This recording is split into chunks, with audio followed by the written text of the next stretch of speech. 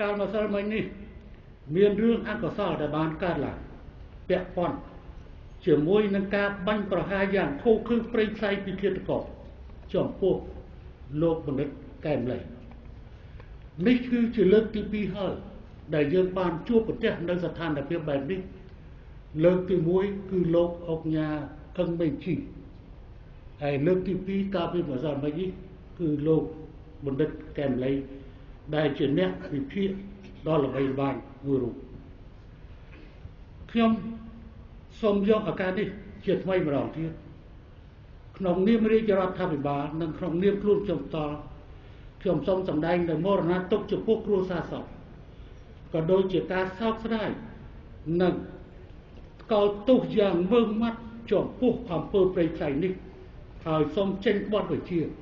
យអាជ្ញាធរមានសមត្ថកិច្ចស្វែងរកនៅជនដៃដល់និងជនគុកគិតទាំងឡាយដើម្បីប្រន់ទោសតាមច្រកអ្វីទៅដែលហៅថាជាការខាត់បងនេះជាការប៉ះពាល់ធ្ងន់ធ្ងរចំពោះមុខមាត់របស់រាជរដ្ឋាភិបាលតែម្ដងតើអ្នកណានឹងទទួលផលចំណេញអំពីរឿងបែបនេះកើតឡើងនៅក្នុងពេលដែលរាជរដ្ឋាភិបាលកំពុងតែនិយាយអំពីសន្តិភាពនិងសុវត្ថិភាពរបស់ប្រជាពលរដ្ឋចំណុចនេះខ្ញុំគិតថាវាហាក់ដូចជាការផ្ចេញផ្សាយមួយសម្រាប់យើងនេះជាការប៉ះពាល់យ៉ាងធ្ងន់ធ្ងរចំពោះមុខមាត់របស់រាជរដ្ឋាភិបាលដែលទាមទារឲ្យយើងត្រូវដោះស្រាយបញ្ហាទាំងនេះហើយយើងត្រូវដោះស្រាយបញ្ហាមិនមែនគ្រាន់តែជាបញ្ហាដាច់ដោយឡែកមួយនេះទេក៏ប៉ុន្តែមួយរយៈចុងក្រោយនេះយើងបានឃើញកើតឡើងនៅអំពើមួយចំនួនដែលវាបានជះឥទ្ធិពលទៅលើសន្តិសុខសណ្ដាប់ធ្នាប់សង្គមរបស់យើងធាតុកម្មការប្លន់ប្រដាប់អាវុធបានកើតឡើងជាបន្តដែលនោះគឺជាបញ្ហាដែលទាមទារឲ្យយើងមានការដោះស្រាយចំណុចនេះខ្ញុំអាចនឹងលើកជាគូបញ្ជាក់ហើយដើម្បីឲ្យកងរាជអាវុធហត្ថនៅទីនេះក៏ដូចជាកម្លាំងអនុវត្តនៅសមត្ថកិច្ចដទៃទៀតដើម្បីនឹងធ្វើប្រតិបត្តិការពង្រឹងសន្តិសុខឡើងវិញសម្រាប់ក្របខ័ណ្ឌទីរបស់យើងជាមួយនឹងការថ្កោលទោសទៅលើអ្វីដែលបានកើតឡើងពីម្សិលក៏ដូចជារយៈពេលកន្លងទៅខ្ញុំសូមយកឱកាសនេះដើម្បីអំពាវនាវចំពោះប្រជាពលរដ្ឋរក្សាភាពស្ងប់ស្ងាត់និងទុកលទ្ធភាពឲ្យក្រសួងមានសមត្ថកិច្ចស្ថាប័នមានសមត្ថកិច្ចធ្វើការរបស់គេដោយពេញលេញខ្ញុំគិតថាតើអ្នកណានឹងទទួលផលចំណេញពីសោកនាដកម្មដែលបានកើតឡើងនេះហើយតើអ្នកណានឹងទទួលផលចំណេញហើយអ្នកណានឹងទទួលផលខាតរាជរដ្ឋាភិបាលគឺពិតជាទទួលនៅផលប៉ះពាល់យ៉ាងធ្ងន់ធ្ងរចំពោះមុខមាត់អំពីកង្វះដែលហៅថាមួយខាងគឺអសមត្ថភាពនៃការពារសន្តិសុខសម្រាប់ប្រជាពលរដ្ឋតែមួយខាងទៀតត្រូវបានគេលាបពណ៌ភ្លាមអំពីបញ្ហានេះដែលមានចរិតជាបញ្ហាខាងនយោបាយដោយចេះសង្កេតថាប្រជាពលរដ្ឋរបស់យើងនឹងទុកលទ្ធភាពឲ្យក្រសួងមានសមត្ថកិច្ចស្ថាប័នមានសមត្ថកិច្ចធ្វើកិច្ចការរបស់គេដោយត្រឹមត្រូវម៉ត់ចត់ហើយដែលជៀសវាងបង្វែរបញ្ហាពីសោកនាដកម្មមួយនេះទៅជាបញ្ហាខាងនយោបាយដែលនាំឲ្យល្អកកទៅដល់សភាពការរបស់យើង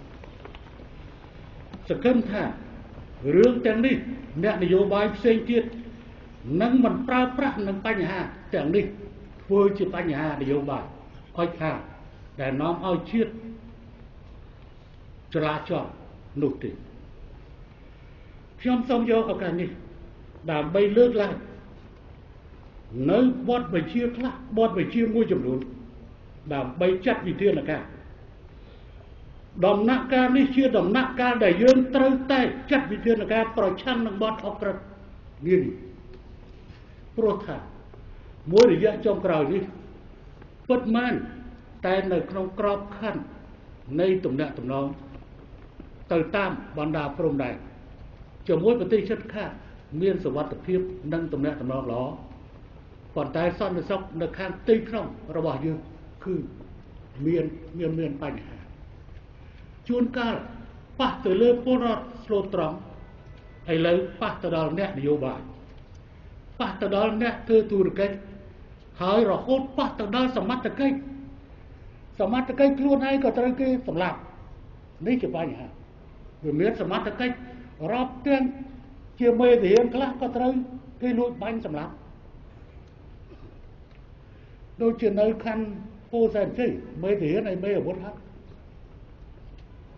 ប្រហែលអាទិត្យមុនប្រហែលខែមុននៅក្នុងទីក្រុងភ្នំពេញយើងមានបាទទាហានម្នាក់ក៏ត្រូវគេបាញ់សម្លាប់មន្ត្រីរាជការរបស់យើងមួយចំនួនដែលធ្វើប្រតិបត្តិការដូចជាមន្ត្រីរដ្ឋបាលព្រៃឈើក៏ត្រូវទទួលនៅការបាញ់ប្រហារដូច្នេះទាមទារនៅការបើកយុទ្ធនាការទ្រង់ទ្រាយធំមួយដើម្បីពង្រឹងនៅសន្តិសុខឡើងវិញរបស់យើងក្នុងនោះ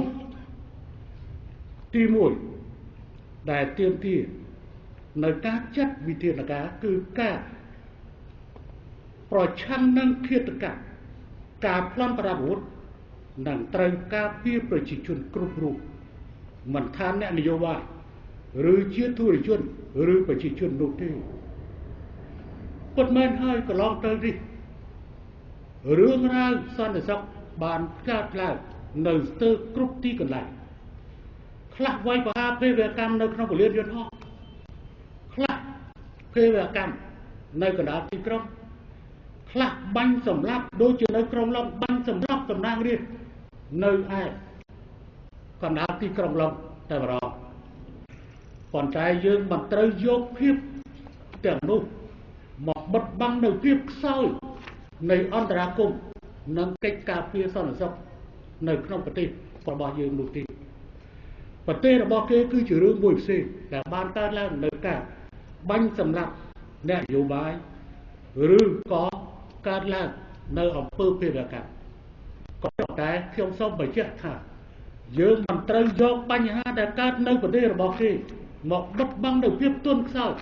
នៃប្រតិបត្តិការរក្សាសន្តិសុខនៅក្នុងប្រទេសរបស់យើងនោះទេដូច្នេះយើងត្រូវចាត់គ្រប់វិធានការទាំងអស់ដើម្បីបំបត្តិចោលនៅឃាតកម្មការប្លន់ប្រដាប់អាវុធនិងរូបភាពដទៃទៀតក្នុងនោះមានរឿងខ្លះកើតឡើងគួរឲ្យសោកស្ដាយបែរជាកូនសម្លាប់ម្ដាយឬក៏កូនសម្លាប់ឪពុកតាមរយៈនៃការសារជាតិគ្រឿងញៀនក៏មានដូច្នេះយើងត្រូវរៀបចំផែនការជាកញ្ចក់ដើម្បីដោះស្រាយបញ្ហាអក្រិតកម្មនៅក្នុងប្រទេសរបស់យើងទី2បញ្ហាគ្រឿងញៀនជាបញ្ហាកាន់តែធ្ងន់ធ្ងរទៅដែលទាមទារឲ្យមានការចូលរួមពីគ្រប់មជ្ឈដ្ឋានទាំងអស់ប្រទេសរបស់យើងមិនមែនជាប្រទេសផលិតគ្រឿងញៀននោះទេជាប្រទេសឆ្លងកាត់ក៏ប៉ុន្តែឥឡូវនេះវាមិនមែនគ្រាន់តែជាប្រទេសឆ្លងកាត់ទេតែទៅជាទីផ្សារនៃការប្រើប្រាស់គ្រឿងញៀនទៅហើយដូច្នេះយើងត្រូវតែខិតខំរួមទាំងអស់គ្នាទើបអាចធ្វើទៅបានมันអាចមានត្រឹមតែកងនគរបាលជាតិនិងកងរាជអាវុធហត្ថគ្រប់គ្រាន់នោះទេប៉ុន្តែត្រូវមានការចូលរួមពីគ្រប់តួអង្គទាំងអស់ជាពិសេសគឺប្រជាពលរដ្ឋខ្លួនឯងនឹងតែម្ដងនៅពេលដែលខ្ញុំបង្ហោះ Facebook ម្ដងប្រជាពលរដ្ឋគាត់បានចូលមកធ្វើអត្ថាធិប្បាយនៅក្នុង page Facebook របស់ខ្ញុំថាសូមសម្ដេចជួយបង្ក្រាបគ្រឿងញៀនផងព្រោះប្អូនរបស់ខ្ញុំវាបានលួចម្ដាយខ្ញុំទៅទិញគ្រឿងញៀនចំណុចត្រង់នេះ យើងត្រូវឃើញថាអ្នកដែលបានលើកសំណូមពរមកខ្ញុំពិតជាត្រឹមត្រូវហើយក៏ប៉ុន្តែជាការល្អបងត្រូវអប់រំប្អូន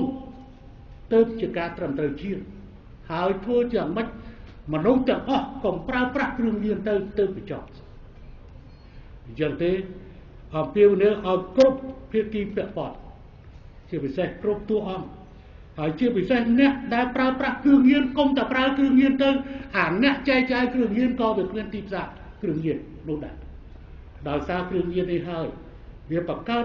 ទៅជាបញ្ហានៃអក្រិតកម្មមួយបែបផ្សេងទៀតទី3ត្រូវគ្រប់គ្រងអាវុធជាតិផ្ទុះឲ្យបានហ្មត់ចត់ហើយខ្ញុំសូមយកឱកាសនេះដើម្បីថ្លែងនូវការកោតសរសើរចំពោះកងរាជអាវុធហត្ថលើផ្ទៃប្រទេសដែលខ្ញុំបានតាមដានដោយផ្ទាល់នៅកិច្ចការងារនេះដែលគ្រប់គ្រងនៅអាវុធនិងជាតិផ្ទុះបានហ្មត់ចត់នៅពេលដែលខ្ញុំបានបំពាក់អាវុធមកឲ្យកងរាជអាវុធហត្ថនៅក្នុងដំណាក់កាលនៃការកើតឡើងនៅសភាការនាយឧត្តមសេរីសៅសកាបានប្រាប់ថាគឺអាវុធនេះតើតែពេលចេញប្រតិបត្តិការបានប្រាប់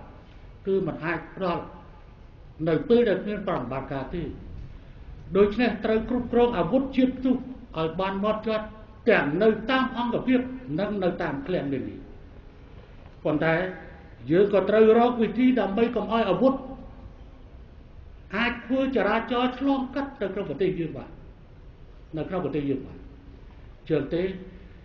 ត្រូវតែខិតខំស្វែងរកពិនិត្យអាវុធជាតិផ្ទុះនេះព្រោះការប្រើប្រាស់អាវុធដើម្បីនឹងបំផ្លាញជីវិតមនុស្សឬក៏ជាតិផ្ទុះដើម្បីបំផ្លាញជីវិតមនុស្សគឺជារឿងមួយដែលធ្លាប់បានកើតប៉ុន្មានខែរួចមកហើយកន្លែងខ្លះមានការបោកគ្រាប់បែកទៅកាន់ទីកន្លែងដែលកំពុងមានការជួបជុំនេះជាចំណុចដែលយើងត្រូវឃើញហើយយើងត្រូវហ៊ាននិយាយការពិតកើតឡើងដែលបានកើតឡើងតើនេះខ្ញុំកំពុងតែសួរខ្លួនឯងថាតើនេះជាការផ្សេងខ្យល់មួយឬនៅពេលដែលខ្ញុំកំពុងតែនិយាយអំពីសន្តិភាពនៅពេលដែលខ្ញុំកំពុងតែនិយាយអំពីការសប្បាយរីករាយរបស់ប្រជាជននៅក្នុងដំណាក់កាលនៃសន្តិភាពនិងស្ថិរភាពការនយោបាយនោះហើយគឺជាបញ្ហាដែលយើងទាំងអស់គ្នាមិនត្រូវមើលស្រាលហើយក៏មិនត្រូវដាក់កំហុសទៅលើអ្នកណាក្រៅពីខ្លួនយើងដើម្បីខិតខំនិងពិនិត្យបញ្ហាទាំងអស់រឿងដែលបានកើតរួចមកហើយក៏ត្រូវពិនិត្យនិងអ្វីដែលត្រូវខិតខំត្រូវពុតក្រោលសេះនៅមុនពេលដែលសេះចេញផុតពីក្រៅសភាពការពីម្សិលមិញនេះបានកើតឡើងក៏ដូចជាសភាពការទៅលើអុកញ៉ា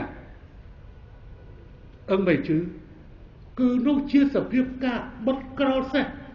នៅពេលដែលសេះចេញផុតពីក្រៅហើយរឿងទាំងអស់តែបានคล้ายនៅប្រទេសរបស់យើងងាយណាស់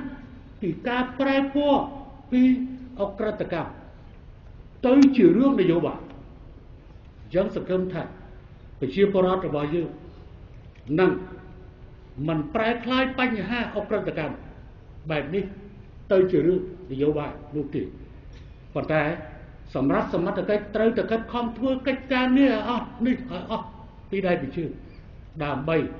ទទួលបាននៅសុខសុវត្ថិភាពរបស់ប្រជាជនយើងខ្ញុំមិននិយាយតទៅទៀតទេដោយសារតែអស់លោកស្រីគឺអ្នកនាងកញ្ញានៅក្នុងនោះក៏អាវុធហត្ថក៏មានស្ត្រីមួយចំនួនដែរយើងក៏អាចហៅកញ្ញាបានដែរព្រោះតែជាមិនតាន់មានកូនមានចៅទេបានទៅទៅកងរាជអាវុធហត្ថមិនយ៉ាត់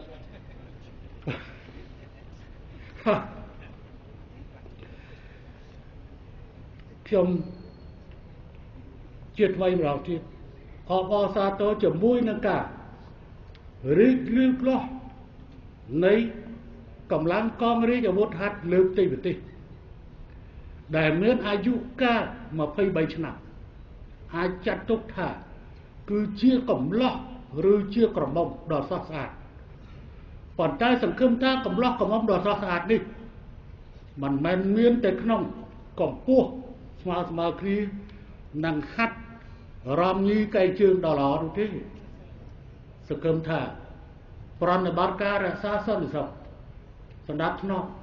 ហើយក៏ត្រូវបានទទួលនៅបទបញ្ជាពីរាជរដ្ឋាភិបាលឲ្យដឹកនាំមេបញ្ជាការរបស់ខ្លួនដឹកនាំប្រណិបត្តិការបង្ក្រាបនៅអក្រិតកម្មព្រៃឈើហើយដែលអំបញ្ញមិញនេះឃើញទីបញ្ជាការគឺមានកំណត់បង្ហាញតាក់ទិនជាមួយនឹងសកម្មភាពថាគណៈកម្មការបានមកអង្គុយនៅកន្លែងហ្នឹងដើម្បីត្រួតពិនិត្យអំពីបញ្ហាប្រណិបត្តិការក្នុងការបង្ក្រាបបទល្មើសព្រៃឈើសង្ឃឹមថាកងរាជអាវុធហត្ថដែលមានវត្តមាននៅទីនេះក្តីនិងកងរាជអាវុធហត្ថនៅទូទាំងប្រទេសក្តីសហការជាមួយស្ថាប័នពាក់ព័ន្ធ